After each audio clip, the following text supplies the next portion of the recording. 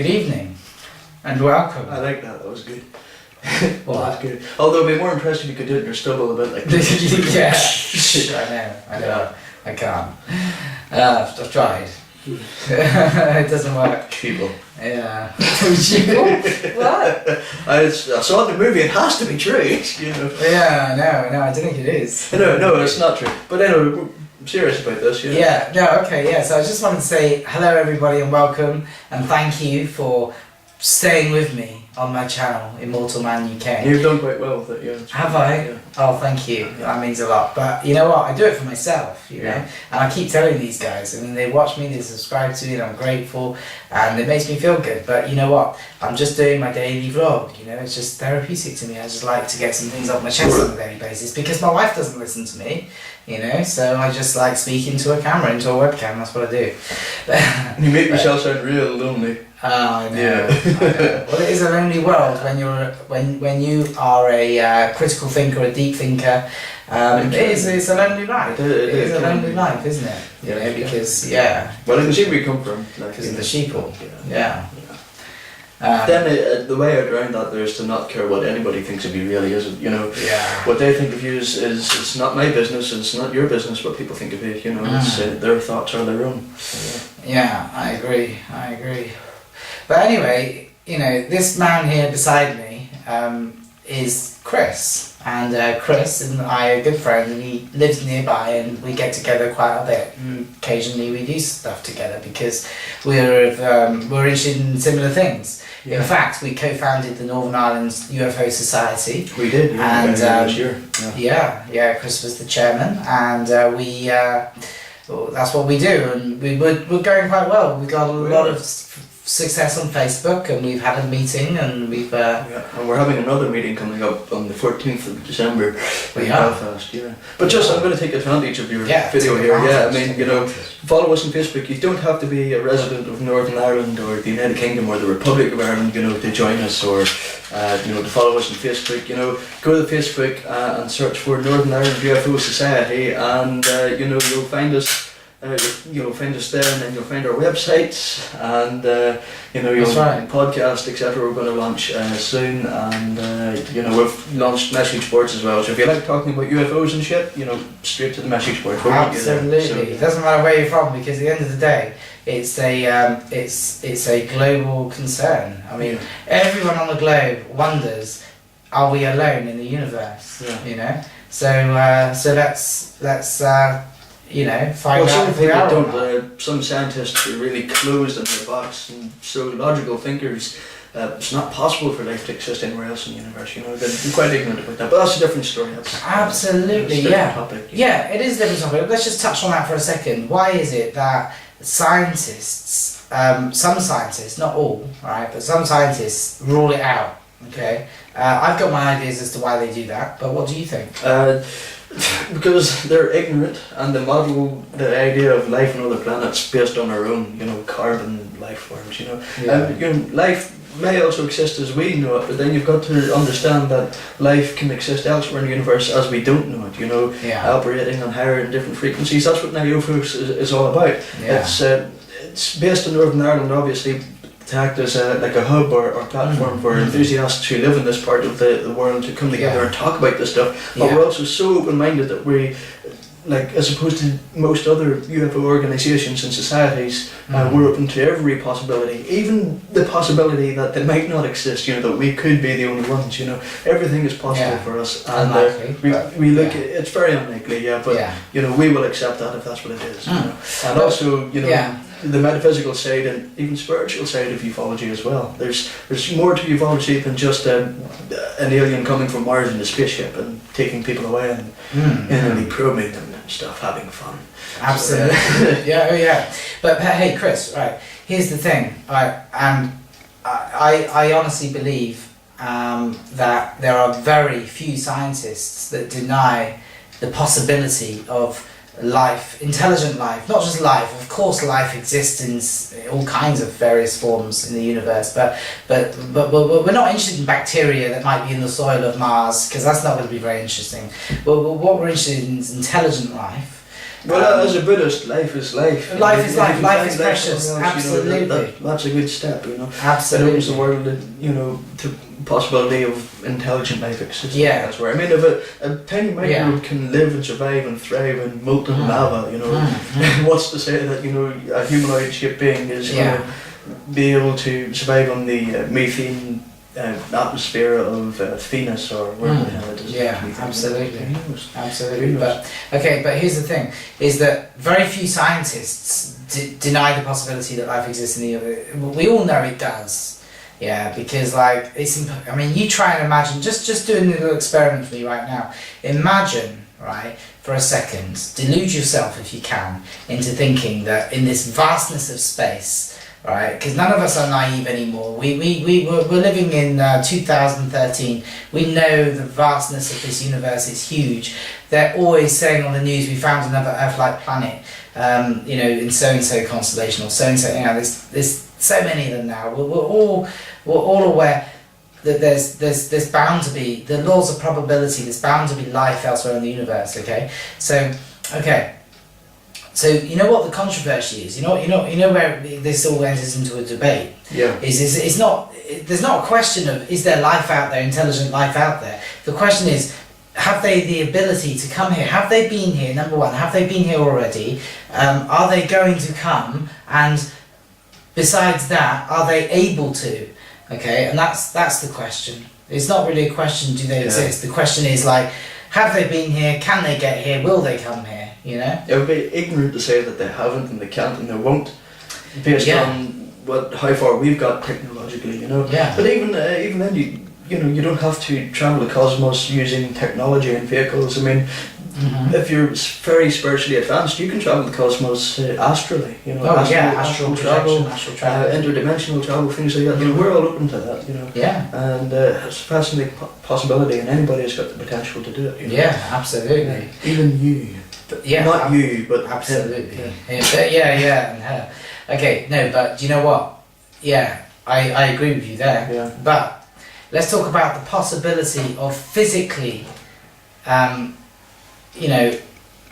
transporting vast distances in space and hopping from planet to planet. Physically doing that, not astrally, but physically. Now, I think that the scientists, and not just the scientists, but the people in general that say, oh no, that hasn't happened, it won't happen, and it never will happen.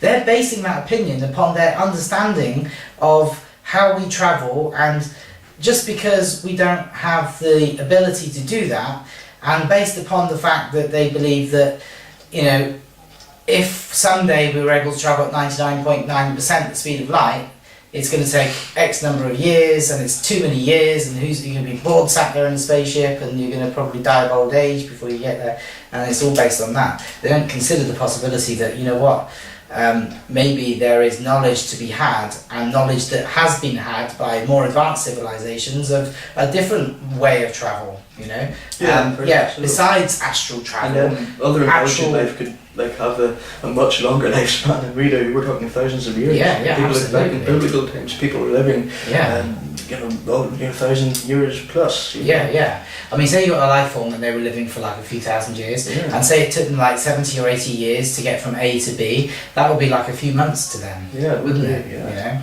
It's not a wasted life anyway. Yeah, exactly. Yeah, it's just an insignificant period of their life. Yeah, exactly. I mean,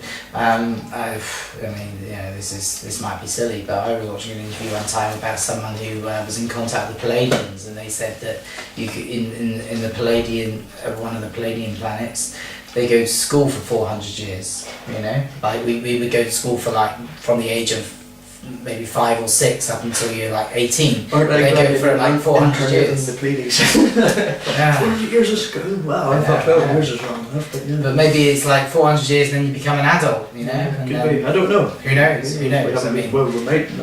We probably have been there.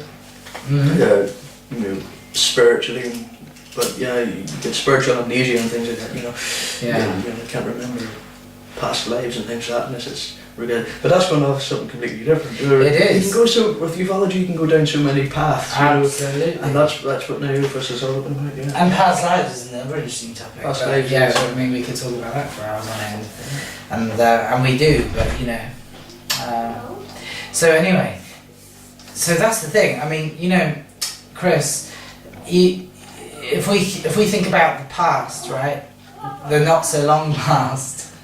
Yeah, Chris does these random silly things. Yeah. These are his silly glasses, and you can't see through them, but he thinks it's funny. Can't hear you with these on.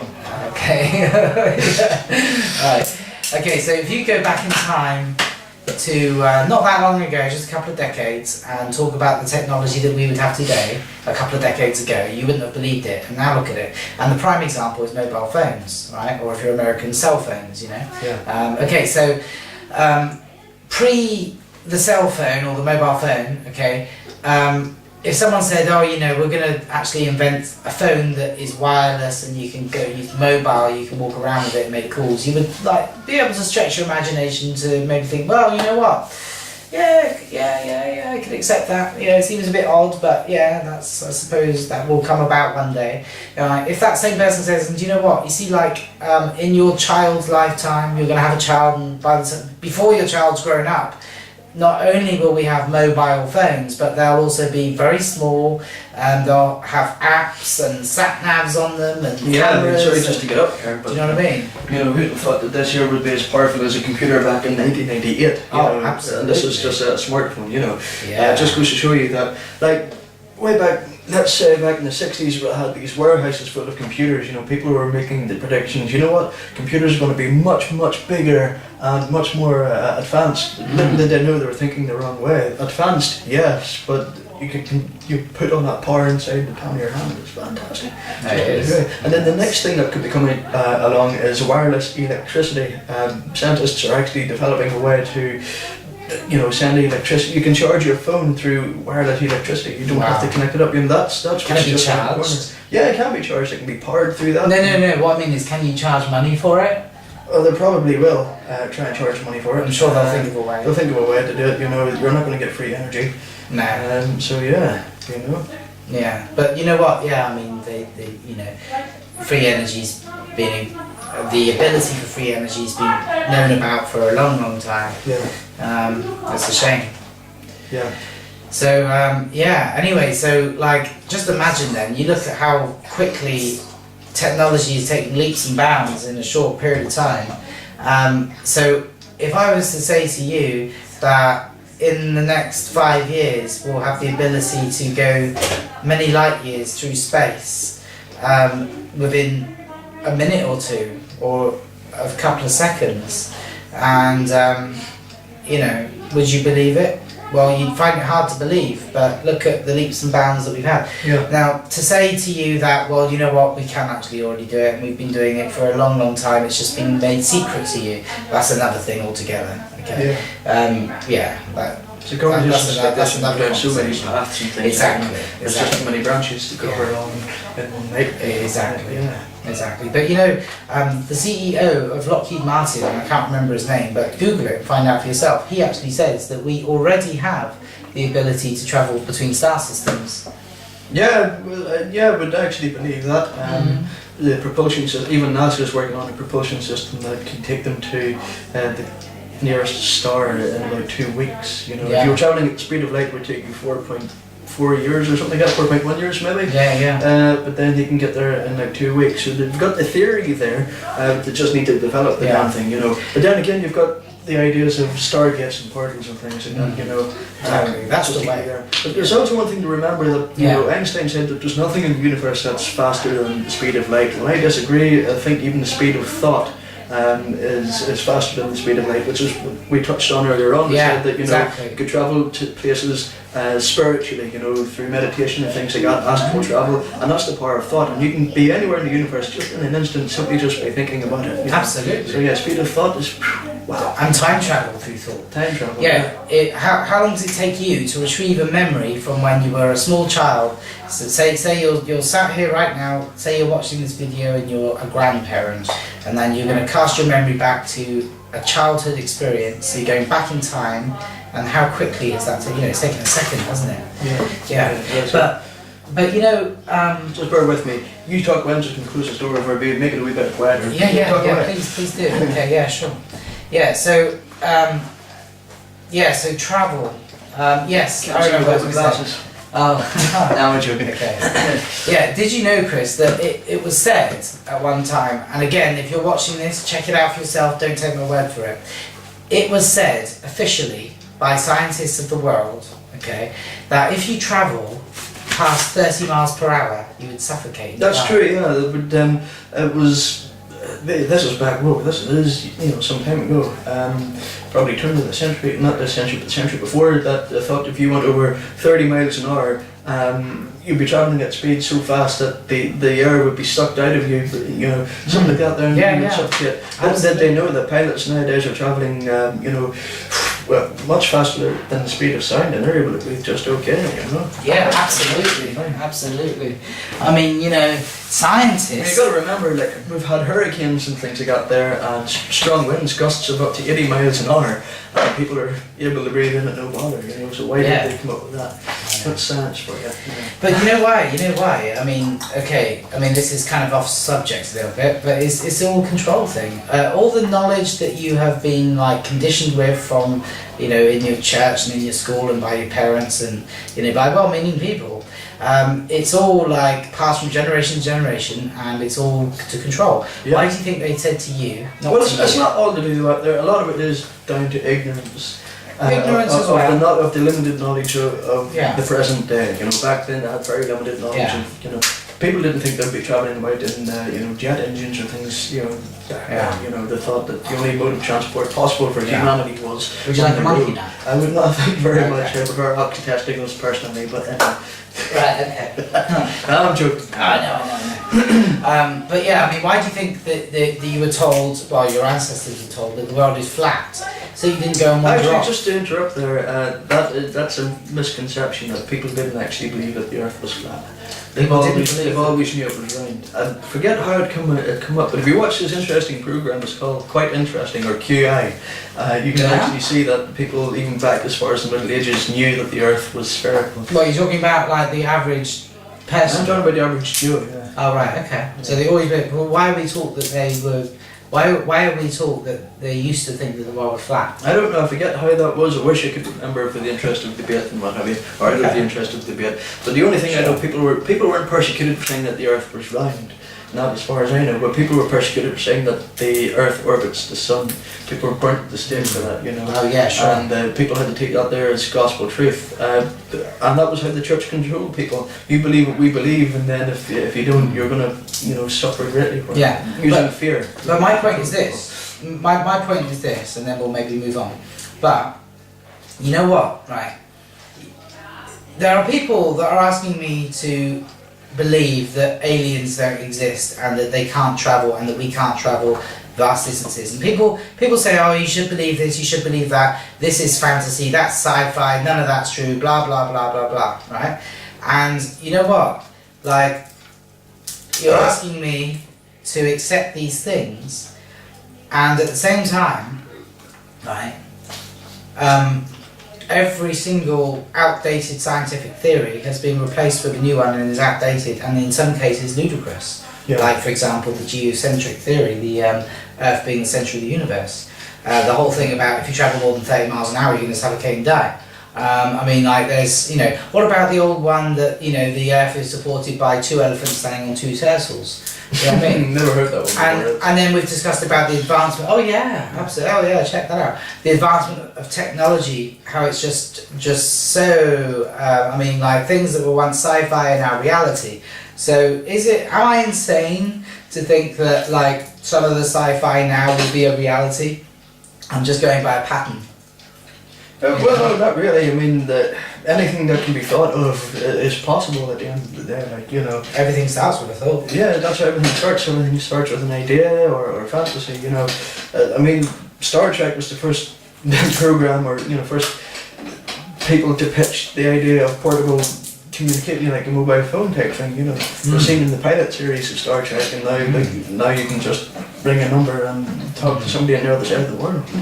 Yeah. It's fantastic though. how things come on leaps and bounds, and as you said, everything starts as an idea. Yeah. You know, the internet started as an idea from the US military for them to communicate with each other, and then we'll have the internet as we have it now, which was invented by a British inventor. He envisioned a way to people to communicate with each other instantly, as opposed to having to rely on like post and long distance telephone calls. Everything started as an idea.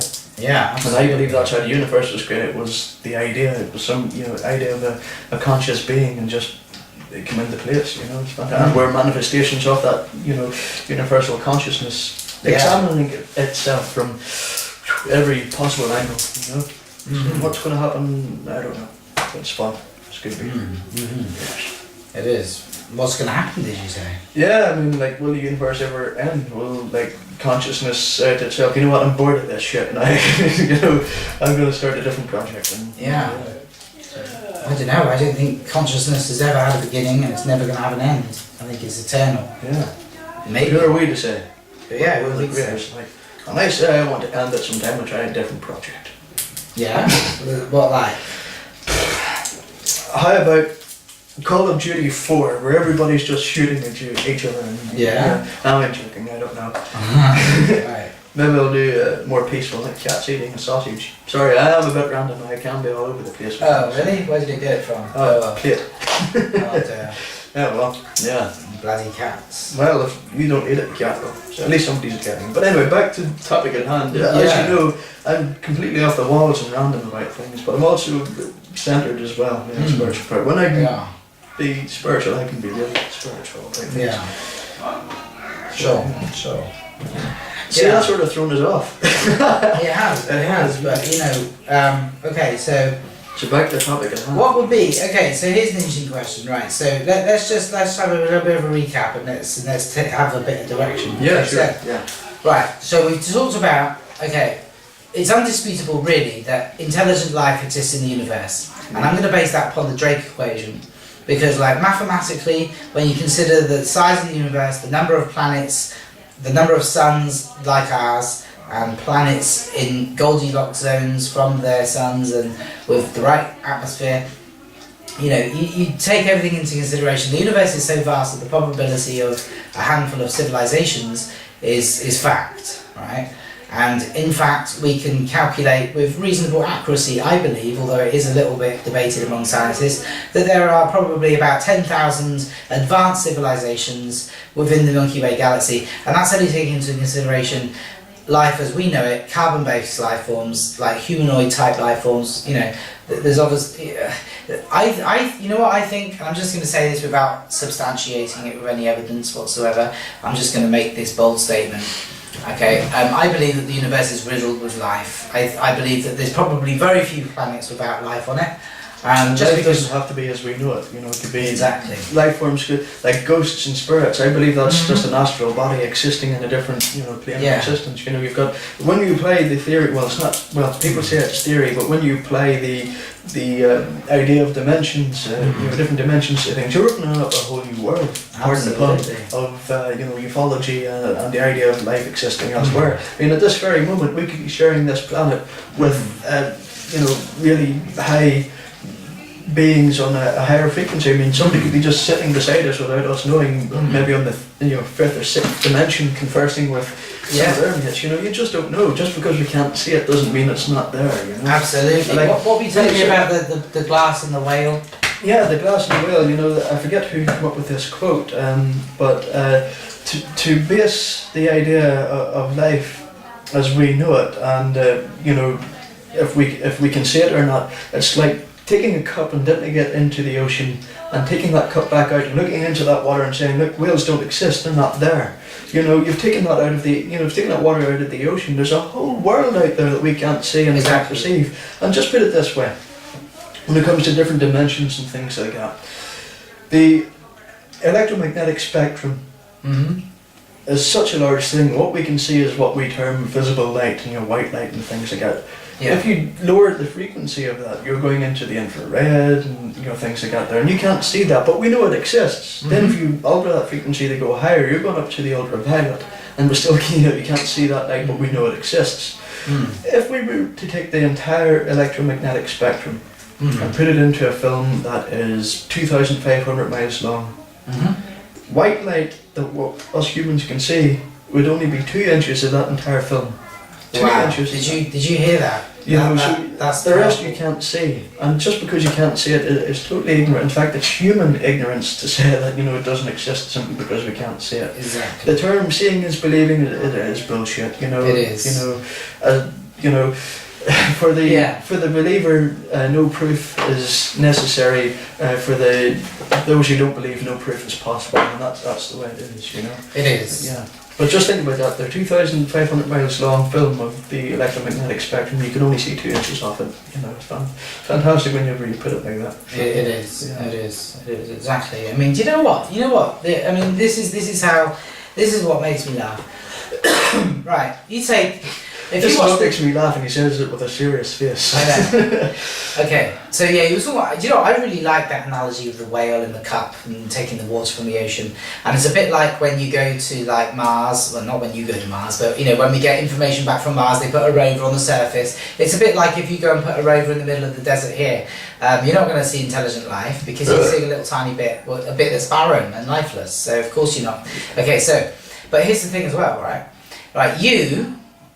believe that there is. Right, let's put it. Let's say you live in the UK, right? And which we do. And let's say you've never been to America, right? Which I haven't. Which he hasn't. I have. Okay, but let's suppose you live in the UK and you've never ever been to America. You believe that there is life in America, that people live there. You believe that it exists. Why do you believe it exists? Because you've seen it in movies, you've heard other people talking about it, you've seen it on TV. Exactly. So why do you find that so easy to believe? What if I said to you, well, you know what, it's all a hoax. America doesn't exist. There is no such place as America. There's no such thing as American people. It's all a hoax. It's a conspiracy theory. Yeah. These films are all staged. You know what I mean? Yeah, you accept it, right? And like that's the problem with people is that they accept what they hear on the news and what they hear from people and whatever is widely accepted. You know what it is? It's whatever is widely accepted because there are a lot of things that you hear about on the TV that you wouldn't believe because it's not popular or it's not widely accepted. So you know what? We're just all sheep, aren't we? Really? Well, not we, but a lot. The mass public at large. We can see this for a laugh. Now I'm going to do a wee bit of magic here. Watch this, if it works properly. Okay, go for it. Well, I want the cat to sit up. There we go. There's the cat's tail. He's That's the cat. Yeah, that's the cat. So here's the thing, right? Okay, so intelligent life in the universe, yes, it probably exists. Are we all in agreement? You guys at home, are you in agreement? Okay, yeah, good. very much right, so. Okay.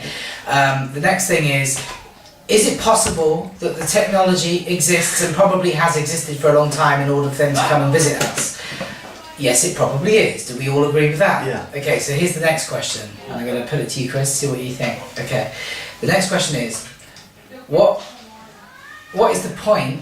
So what? Why is that useful to know? I mean, what would be achieved by making contact with them or them making contact with us? What would be achieved? Yeah, what's the purpose of it? Of making contact. Of meeting our space brothers. I guess it will help people to understand that we're not alone at the end of the day, yeah. But the purpose of it is just to broaden our contacts, Yeah, network. Yeah. Do a bit of trade. Yeah. Which the government's probably doing already. Yeah, I mean, I can trade some Rockefellers to them in exchange for gold. Yeah. It'd be no shit to work at, Yeah. Yeah. No, do you know what? I'd love the opportunity to go on holiday to some other planets.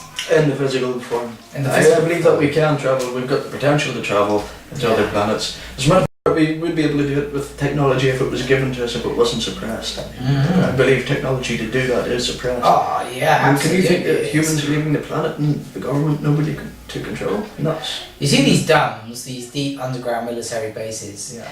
Do you think that that's a bit of a smoke screen? Because if it all kicked off on the Earth and we had an extinction level event, do you think that the elites are going to go into their deep underground military bases, or do you think they go on their spaceship and bugger off?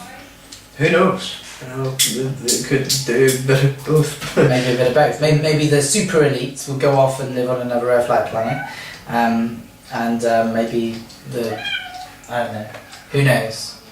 Yeah, who knows? It's an interesting thought, that one. Yeah. Who could do? I never thought of it like that before. If the elites have got the ability and they've got the technology to travel, yeah, that'd be pretty damn cool. Hello, kitty cat. You looking out? But you know what? Maybe we all live on a spaceship. Is the Earth a spaceship? You know, it travels. By definition it is, yeah, it travels. The Earth travels, it's a vehicle. We are moving in a direction, we're going in circles. Yeah. You know. It's a good idea. I'm just going to close the story again. So the cat opened it. Yeah. So, anyway, you know what?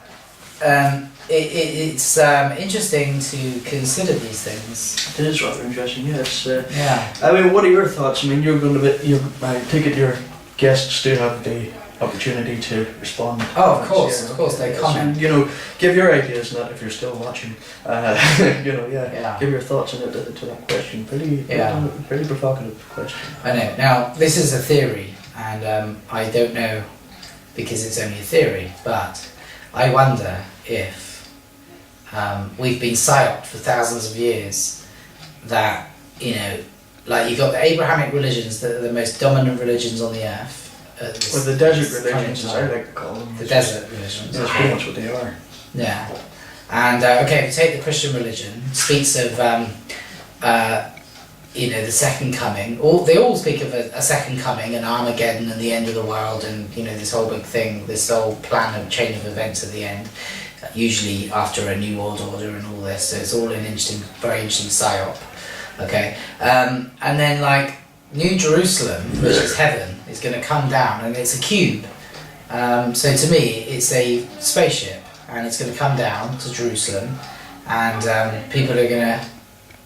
Actually, speaking of the cubes, I mean, I've seen video footage of it's not doctored and altered through, you know, software and stuff like that. They're like big, massive cubes orbiting and forming around the sun. Yeah, I've seen that before. Yeah, I've seen that. If it's true, and I mean, it could be just, you know, a fault with the code and you know, video footage. It could be what is known as hot pixels. You know, it could be, you know, pixelization as well. But then again, it could actually be, you know, a big massive cube out there. Who knows?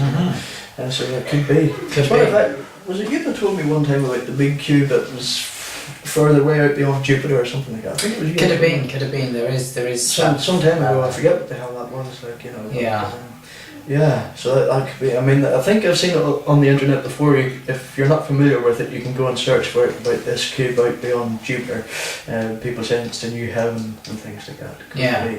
But then again, you've got to remember that the Abrahamic religions, or the desert religions, as I've said, that I call them, are not in any way unique, and it's borrowed through, you know, centuries. I mean, the earliest form of civilization was not the Greeks or the Egyptians; it was actually the Sumerians, and they have the earliest writings known to man. We're talking tens of thousands of years BC, and you know, their stories seem to be unknown to other cultures. I mean, it was carried over to the Egyptians, to the Greeks, to the Babylonians, etc. And then, you know, you have the Hebrews who have adopted it for their religion as well. You know. Yeah, that's right. So I mean, it's the only difference between the Judaism or, you know, the Hebrew religion is that it's monotheistic, and the rest were all like multi-gods and things like that. You know. Yeah. Yeah. Yeah, that's right. But in no way is Christianity or, you know, anything got unique. So why is it the religion of peace, or not religion of peace? God damn it! Why is it the one true religion? Why does Islam have to be the one true religion? Why is Judaism the one true religion? You know, they can't all be the one true religion. You know, things like that. Yeah, that's right. But I think that the Illuminati are planning the New World Order to unite the religions into a one world religion, and so is the theory goes a one world leader, the Messiah. And who will be dictator and perform miracles, and everyone will look upon him as God, and it's all a big. Because that's essentially what God is in the Bible, a dictator. Here's another thing I was just thinking about earlier on when I was at home. You know, those you know, God, he has emotions. His emotions not a human trait. You know, or what we would define as a human trait. You would think that a God would be distance himself from emotions, because God in the Bible says that jealousy is a sin, envy is a sin, anger is a sin, hatred is a sin, killing is a sin, and all those things are spawned by emotion. So it sort of implies to us that this God, or extraterrestrial as I say, he's very emotional. And why is it he tells you that you're not allowed to hate people when he hates people? Why are you not allowed to be jealous or envious whenever he openly admits that I'm a jealous God? Well, you know, why is that? You know, that's a good thing. Well, the Christians have got an answer for all of this. I mean, they say so. Everything. I know. I say that there as a former Christian myself. As am I. Yeah. And they would say, oh, it's a righteous anger, and you know, and all this, but you know what it boils down to, right? The God of the Bible is not a supreme. Well, yeah, he might be supreme compared to us, but he's the God of the Bible. Let me put it like this. Let me just spit it out. Right? He's an extraterrestrial. By definition, he is. Of a race that is more advanced than ours. I believe that he was. Probably some leader within the Anunnaki, or the Elohim as the Hebrew language, as the Bible. Yeah, because different regions had different gods. I mean, when it comes to the Anunnaki, the king of the gods was Anu, or I think maybe in Greece it was like Zeus. You know, the same gods were adopted by different cultures, as I've said before, but given different names. That's right. And you've had your national gods, you've had your regional gods, you've had your district gods. You know, the Anunnaki literally meant those who from heaven to earth came, or it could also be those of royal blood. But basically, what it meant was those rank and file gods of Anu from his bloodline who come here. That's basically what that is. But yeah, no, I can see where you're coming from. That's right. Yeah. See, so I mean, that could be like one of the ones you disputed with Anu. You know, I'm the king, the god. You know, or I'm the ruler of this district. Because you've got to remember that way back years ago that people didn't just fight over religion simply because our religion is true and yours isn't, or ours is the one true God, yours isn't. The gods, and it's actually documented in ancient Sumerian texts, that the gods often fought with each other over who controlled what, over who was supreme, who was above the other, and they used the people to fight among each other to do that. And it just got to the point where the gods just got, you know what, the hell with it, you know, we're not going to bother with it anymore, so they just left humans to it, that just vacated the earth. But their demigods are the ones who are in charge today. Blue bloods, for example, it doesn't necessarily mean that you're royal, it means that you've got a different bloodline, and people, even research, some scientists even think that their blood is that rare that they don't share it with any other species on the planet, that it has to come from off-world. You know, just a thought. Just a thought. An interesting thought. I know. I'm going to close this door again because the cat has come back in. So you talk away, man. Yeah, sure, okay. Yeah, so I think like the God of the Bible was, he was an extraterrestrial, of a race of extraterrestrials, of many gods, and he was like maybe the highest ranking kind of God in charge of the creation of humankind in the likeness and image of the Anunnaki, or the Elohim. His name was Jehovah, Yahweh, okay? And and basically he's not omnipresent or omnipotent because there is evidence in the Bible that he wasn't. You know, when he walked with Adam in the cool of the evening, he came down, he was looking for Adam and Eve when they sinned, he was looking for them, he calling out to Adam, you know, asked Adam, what have you been doing? Christians would say, oh yeah, he was testing them to see what he would say.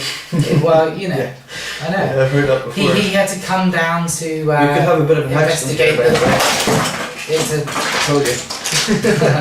had to come down to investigate the Tower of Babel, you know. So yeah, there's lots of examples in the Bible where God had to travel. A God who was supposed to be like everywhere and he could be anywhere just at will. I mean, he had to travel in whirlwinds, chariots, fire, wheels within wheels and things like that. He had to use, implies he used a lot of technology and tools to manifest his power, you know, what have you, which is beyond our own understanding, but there we go. Yeah, there you go. Yeah, so yeah. Exactly. Yeah, I mean, it's, you know, and the, my goodness, I mean, I'm just holding back here because we can go into a whole big discussion about the Bible and its, you know, relevance and how it's come about, how it was written, what's the agenda behind it, etc., and the Illuminati's involvement with it. But that's like hours and hours of discussion, and to touch upon it will do the subject no justice. That's the trouble. And my camcorder doesn't even have that length of time on it, so we can't really talk about it. Yeah. You know, but we can talk about it in dribs and drabs. I mean, I'm going to be hanging about for a while, so yeah, I'll come back and talk about shit like that too. Yeah, cool. Yeah, that's cool. Yeah, let's do it. Yeah, so anyway, that's probably, we should probably end it there. Thank you, Chris, for coming today. Really appreciate it. Thank you. Still waiting for my coffee, by the way, but yeah. Oh, fuck you. I'm joking. I had Okay. coffee earlier on. Yeah, in fact, I've had coffee twice here already. Yeah, I know. He offered me another one and I can't take it because I will end up pissing myself. I'm out to sleep for tomorrow, so, you know. Yeah, well, there you go. Yeah, I'll be up all night. Sure, okay. If it's not him keeping me up all night, it's my girlfriend. Your imaginations. No, come on, man. I got a rep, you know. I got don't be saying shit like that, you know. It's alright for him to curse and say things like that, but because I'm the guest here, I can't. Now, basically, what I mean is, she speaks to me on either phone. We're not living together. She speaks to me on phone or text message, and if you do try to go to sleep, she does keep you awake. I mean, I play a game. I'm an ordinary guy. You know, I like to play my PlayStation and things like that.